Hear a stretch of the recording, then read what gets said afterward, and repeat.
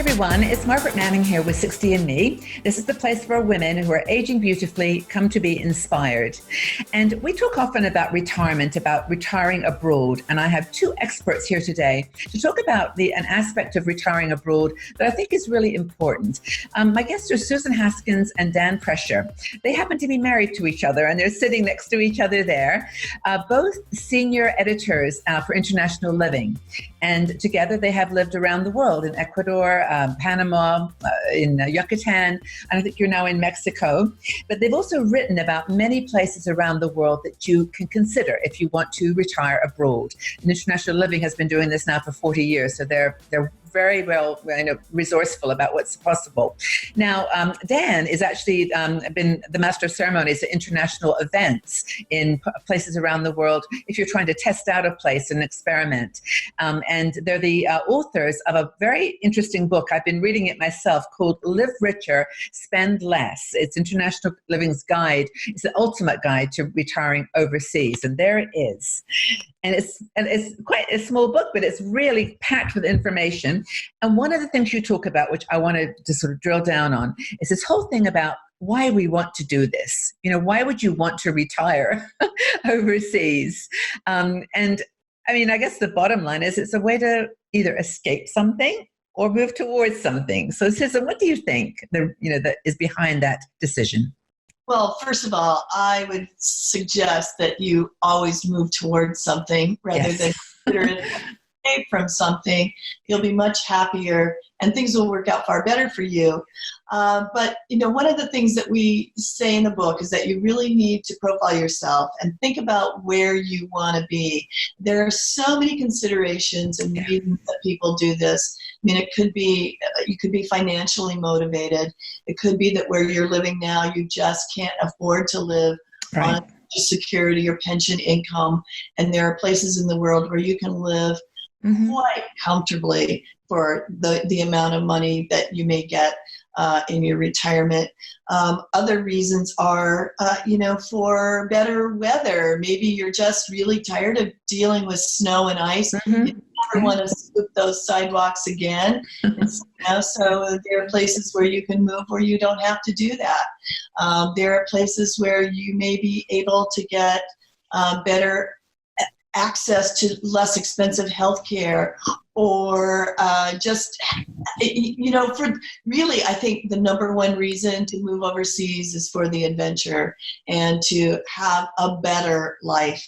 Yes, it can be had at a lower price tag, but having a better life, isn't that what we all really want? I mean, those are all things on your personal checklist that when you profile yourself, you want to write down.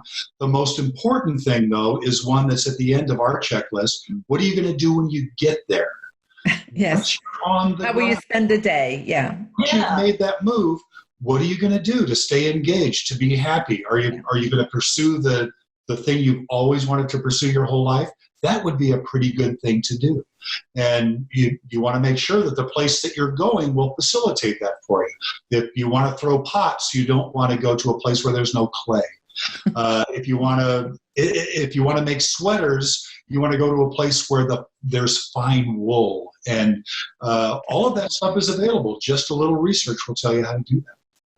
I was thinking as you were talking, it's like there's two ways of looking at escape. I mean, sometimes we have lived a life where we've been bounded by things that made us feel like we couldn't be ourselves, like we've been in a marriage or we've been in a relationship or children or whatever. And so it is in a way escape, but it's not from that. It's escape to do these things. So what would you say are some of the main reasons? I mean, we talked about money, but why else do people you've met many of them, decide to live in a completely different country in the world? Again, motivation? I think it's just something maybe they've always wanted to do, especially if you love to travel. If you love to see new things and try out things and have new experiences, I mean, what better way than to park yourself somewhere in an exotic place overseas, and then you can branch out perhaps and maybe even have more money to be able to travel often. But I find there's this one common thread that people who move overseas have, and that's a sense of adventure and this desire to try new things and to live new experiences. And that's all informed by your personality. Susan has never not been interested in indigenous art and Latin American culture. Yeah. And when we got the opportunity to do that, we just jumped at it. And if you've always wanted to open that B&B on the beach or open a little bookstore in a mountain community somewhere, you can put your sense of adventure and what you've always wanted to do together with an exotic location and save money to boot. It's a win-win situation all around. You know, when I introduce 60andMe to people, when they ask me what do we do, you know, 60andMe, I always say that it's for women who are trying to live their life with passion and purpose. And I think that a lot of women, because our community is women, and I'm sure, and we've actually talked, Susan, about the fact that a lot of women are retiring overseas, that we actually have a lot of things we want to do with our lives to make the world a better place, to, like you said, the indigenous cultures, to just contribute somehow. Mm-hmm. So do you think that's a motivation for a lot of people that kind of do good, change the world? Absolutely. You know, there's lots of volunteer opportunities in communities that we've lived in. And there's also voluntourism, where you can go around the world and volunteer for a week or two or a month, working in an orphanage or help building homes or hospitals, schools, etc.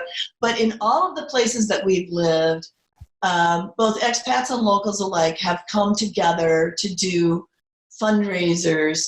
They call them milpas in Ecuador, where we live, where you go out and you work in a community that has less resources than our own might have, and you go out and you help them, bring in potable water or install electricity into their schools or something like that. And that's sort of a deep-rooted thing in many of these communities. So there's always some way to, as you said, find your purpose and to make that a benefit and help to other people. So it's another wonderful thing about living overseas. We probably haven't mentioned that enough, but volunteer opportunities are one of the first ways that expats network with each other. Mm-hmm. And again, I have to say it's mostly the women that form those networks, those volunteer networks, those community service networks. Community service is huge in almost every expat community. Wow, that's so true, Yeah.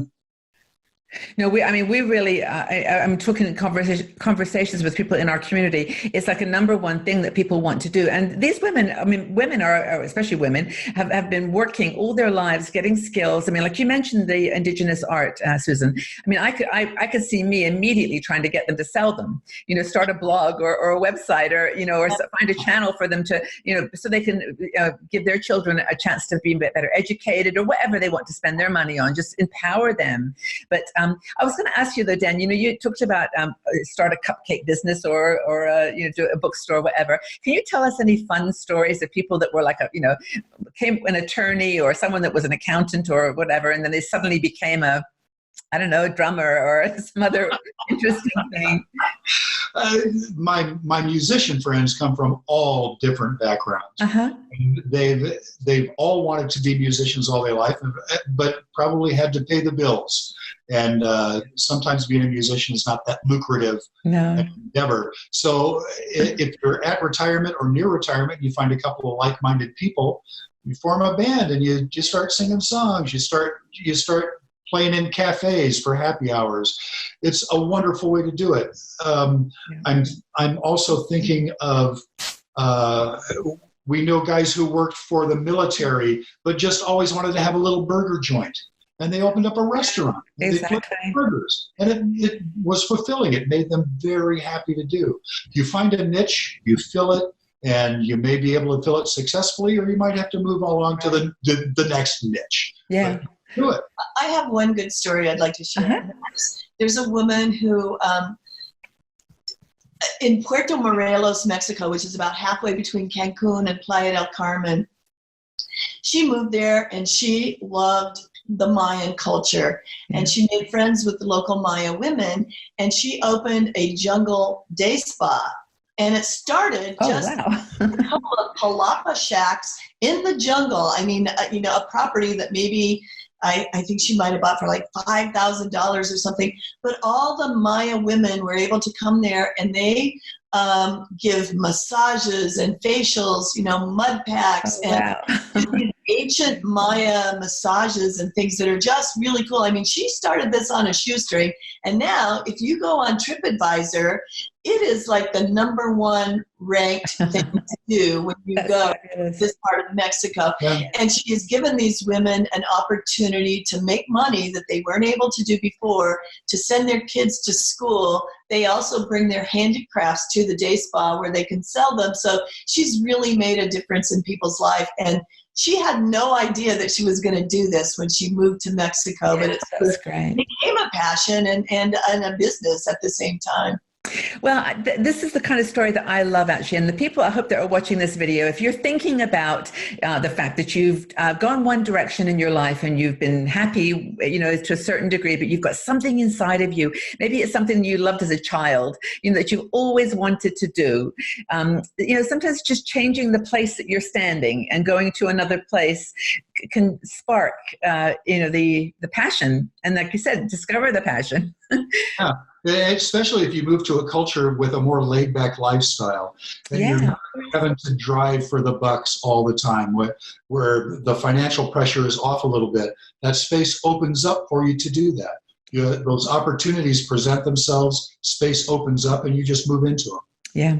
Well, look, I've really enjoyed our conversations. We've talked about everything from finances to health to friendship to now passions. And I think if you've got any interest at all in retiring overseas after these chats, go check out internationalliving.com website and also pick up this new book, this Live Richer, Spend Less. It's a really good read and very informative.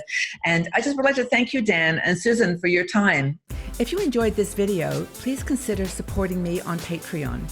Our Patreon supporters help us to make a bigger difference in the lives of women over 60 all around the world. They get exclusive videos, live video shows, discounts, and much more. So please look for the link on this page. It is somewhere down here, up there. And join our tribe of women in our 60andMe community who are actually making a big difference in the world, challenging aging stereotypes. So thank you so much for your support.